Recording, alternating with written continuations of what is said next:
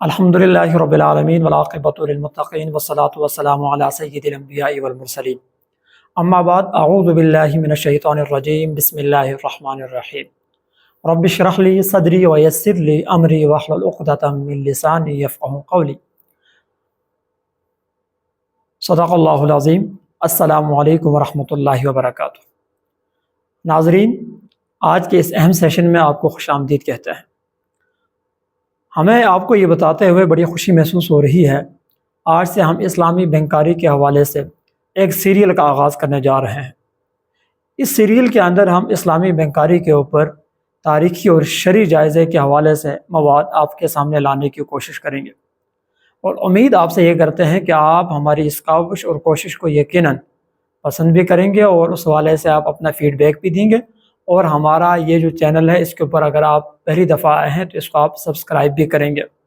آج کی اس گفتگو کے ابتدائی طور پر 4 مراحل ہوں گے، جس میں ہم سب سے پہلے اسلامی بینکاری کی تاریخی ارتقاء کے اوپر بات کریں گے، اور اس کے ساتھ پھر ہم تاریخی ارتقاء اور ادوار کو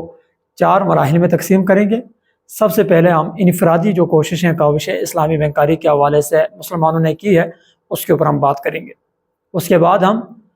اسلامی حکومتوں کی جانب سے جو اسلامی بینکاری کے حوالے سے کوششیں اور کاوشیں کی گئی ہیں اس کے اوپر ہماری گفتگو ہوگی، اور تیسرے مرحلے میں بین الاقوامی سطح پر جو کوششیں اسلامی بینکاری کے حوالے سے ہوئی ہے اس کے اوپر ہم بات کریں گے، اور آخر پر ہم جامع اقدامات جو اسلامی بینکاری کے حوالے سے کیے گئے اس کے اوپر ہم انشاءاللہ بات کر رہے ہوں گے۔ ناظرین، اگر ہم بینکاری کے حوالے سے ہم بات کریں تو عالمی سطح پر تجارت اور عالمی جو منڈیاں ہیں وہ بینکوں کے بغیر چلانا تقریباً اس گلوبل ویلتھ کی دنیا میں ناممکن سا ہو گیا ہے۔ ایسے میں جب مغربی ملکوں نے بینکنگ کے حوالے سے اپنے سسٹم متعارف کروائیں تو اسلامی ممالک کے اندر مسلمانوں نے بھی اس سلسلے کی طرف اپنی توجہ مبذول کی،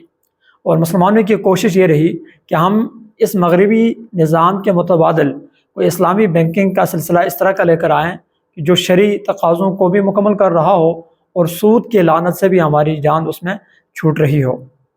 اس حوالے سے ناظرین کچھ کوششیں اور کاوشیں کی گئی ہیں، وہ آپ کے سامنے ہم رکھ رہے ہیں۔ ناظرین، اگر ہم اسلامی بینکاری کی بات کریں تو اسلامی بینکاری کا نظام جو ہے وہ 60-70 دہائیوں پر مشتمل ہے، اور سب سے پہلے 1963 میں مصر سے میت غمر کے اسلامی بینکنگ کے قیام سے اس سلسلے کا آغاز شروع ہوتا ہے، اور اس سے قبل چند کوششیں جنوبی ہند مسلم ریاست حیدرآباد دکن میں بھی ہوئی، اور 1950-51 میں پاکستان کے اندر بھی ہمیں انفرادی کاوشیں نظر آتی ہیں۔ جو اس کے بعد 1969 میں ملائیشیا میں تبوک حاجی کے نام سے ایک ادارہ قائم ہوا۔ بالعموم یہ تصور پایا جاتا ہے کہ مصر کے میت غمر اور ملائیشیا کے تبوک حاجی بورڈ اسلامی بینکاری کی ایک عملی تصویر تھی۔ جب ہم ان دونوں اداروں کو تفصیل سے دیکھنے کی کوشش کرتے ہیں تو ہماری معلومات میں یہ بات آتی ہے کہ یہ دونوں بینک جو ہے یہ مکمل تصویریں نہیں تھی، کیونکہ اگر آپ میت غمر کی بات کرتے ہیں تو میت غمر میں صرف دیہی کاشتکاری کے حوالے سے چیزوں کو دیکھا گیا۔ اگر آپ تبوک حاجی بورڈ کی بات کریں تو اس میں حاجیوں کے حوالے سے جو مالی سہولیات تھیں اسی کو فوکس کیا گیا تھا۔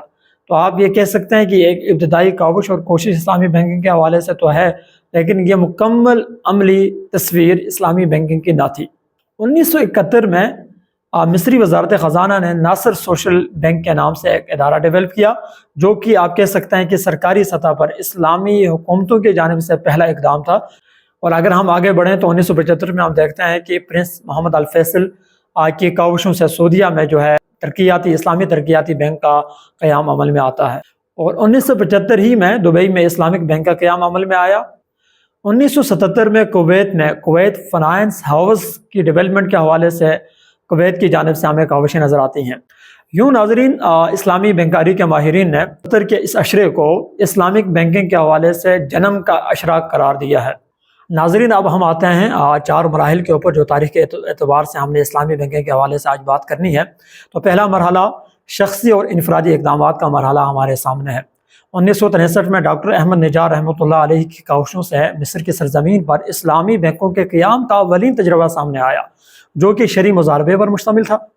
اس کے علاوہ حیدرآباد دکن میں اور پاکستان میں بھی ہمیں ہلکی سی کوششیں اور کاوشیں ہوتی ہوئی نظر آتی ہیں، جو کہ انفرادی اور انڈیویجول آپ کہہ سکتے ہیں کہ کاوشیں اور کوششیں اسلامک بینکنگ کے حوالے سے کی گئی۔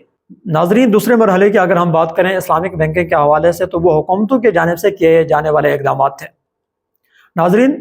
ابتدائی طور پر اسلامی جو حکومتیں تھیں انہوں نے اسلامک بینکنگ کے حوالے سے جو انفرادی کاوشیں کی جا رہی تھی اس کے اوپر انہوں نے اپنی جو نظریں تھیں وہ سرد مہری کے طور پر دکھائی، یا یوں آپ کہہ سکتے ہیں کہ غیر جانبداری کا جو کردار تھا وہ ادا کرنے کی کوشش کی۔ ان کی نظر میں یہ بات تھی کہ اگر انفرادی طور پر یہ کاوشیں جو کوششیں ہو رہی ہیں اگر ناکام ہوتی ہیں تو ہمارا اس سے کوئی تعلق نہیں ہوگا، لیکن جب انہوں نے انفرادی کاوشوں کو دیکھا اسلامک بینکنگ کے حوالے سے وہ کامیاب ہو رہی ہیں تو اس کامیابی کی وجہ سے اسلامی حکومتوں کی توجہ اس کی جانب بڑھتی ہے اور وہ باقاعدہ سے کچھ اس طرح کے اقدامات اسلامی حکومتیں شروع کر دیتی ہیں کہ اسلامک بینکنگ کے حوالے سے ان کی ترجیحات ڈیولپ ہونا شروع ہوتی ہیں۔ ناظرین، ان اقدامات کی وجہ سے ابتدائی طور پر اسلامی حکومتوں کی جانب سے دو اہم بینک ہمیں نظر آتے ہیں کہ جن کی بنیاد پڑتی ہے۔ 1975 میں سعودی عرب کے شہر جدہ میں اسلامی ترقیاتی بینک کا قیام اسی تسلسل کا حصہ ہے، اور اسی طریقے سے 1977 میں مکہ المکرمہ میں اسلامی بینکوں کی عالمی بین الاقوامی یونین کا ادارہ ڈیولپ ہوتا ہے۔ ناظرین، اگر ہم تیسرے مرحلے کی بات کریں اسلامی بینکنگ کے حوالے سے تو وہ بین الاقوامی نوعیت کے اقدامات تھے۔ یہ مرحلہ اپنی نوعیت اور ماہیت کے اعتبار سے انتہائی اہم مرحلہ ہے کہ جب عالم اسلام کی دیرینہ خواہش، تخیلات اور تصورات سے نکل کر صفحہ عمل پر منتقل ہو رہی ہے، اور پوری دنیا کے مختلف اسلامی بینکوں کی برانچیں قائم کر دی گئی، اور جن میں سے چند یہ ہیں۔ دبئی اسلامک بینک کا قیام 1975 میں متحدہ عرب امارات کے اندر آتا ہے، اور آپ کہہ سکتے ہیں کہ یہ پہلا مکمل اسلامک بینک تھا۔ اور پھر فیصل بینک سعودی عرب میں 1977 میں اس کا قیام عمل میں آتا ہے، اور 1977 ہی میں کویت کے اندر کویت فائنانس ہاؤس کی ڈیولپمنٹ ہوتی ہے۔ 1979 میں اسلامک بحرین بینک معرض وجود میں آتا ہے۔ 1997 میں ابو ظہبی اسلامک بینک کا قیام عمل میں لایا جاتا ہے۔ ناظرین، ان کے علاوہ اور بھی بہت سارے اسلامک بینک جو ہے معرض وجود میں آئے کہ جنہوں نے عالمی سطح پر اپنا لوہا منوایا۔ ناظرین، آج کی گفتگو کا آخری مرحلہ اسلامک بینکنگ کے حوالے سے وہ ہے کچھ جامع اقدامات جو کیے گئے، اس کے اوپر ہم بات کریں گے۔ ان اقدامات میں تمام کے تمام بینکاری سسٹم کو اسلامائزیشن کی عملی جدوجہد کرنا تھی، تاکہ عالم مغرب پر یہ بات عیاں ہو کہ اسلامی اقتصادی نظام ہر جگہ، مقام اور ہر وقت کے لیے موزوں ہے۔ اس کاوش کے نتیجے میں بہت سے اسلامی ملکوں نے روایتی بینکاری نظام سے جان اپنی چھڑائی اور مالیاتی اداروں میں مکمل اسلامی نظام کے نفاذ کی کوشش کی۔ بہت سے مغربی ممالک کے بینکوں نے بھی اسلامی شاخیں کھولنے کا اعلان کر دیا۔ انہی اقدامات کی وجہ سے 2008 تک ان اسلامی بینکوں کی تعداد 492 ہوتی ہے، جن کے اثاثہ جات $442 ملین تھے۔ اگر ہم بات کریں کمرشل اور روایتی بینکوں کی کہ جنہوں نے مختلف ممالک میں اپنی شاخیں کھولی تو ان کی تعداد 320 تھی، اور ان کے جو اثاثہ جات تھے وہ $220 بلین تھے۔ ناظرین، آج کی اس گفتگو میں ہم نے اسلامک بینکنگ کے حوالے سے تاریخی ادوار کے جو مراحل تھے وہ آپ کے سامنے رکھیں۔ پہلا مرحلہ انفرادی کاوشوں کا تھا، دوسرا مرحلہ اسلامی حکومتوں کی جانب سے کیے گئے اقدامات تھے، اور تیسرے مرحلے میں ہم نے آج جو گفتگو کی وہ بین الاقوامی سطح کی جو کاوشیں کی گئی تھی، اور آخر پر ہم نے جامع اقدامات جو اسلامک بینکنگ کے حوالے سے ہمیں پوری دنیا میں ہوتے ہوئے نظر آئی اس کے اوپر ہم نے بات کی۔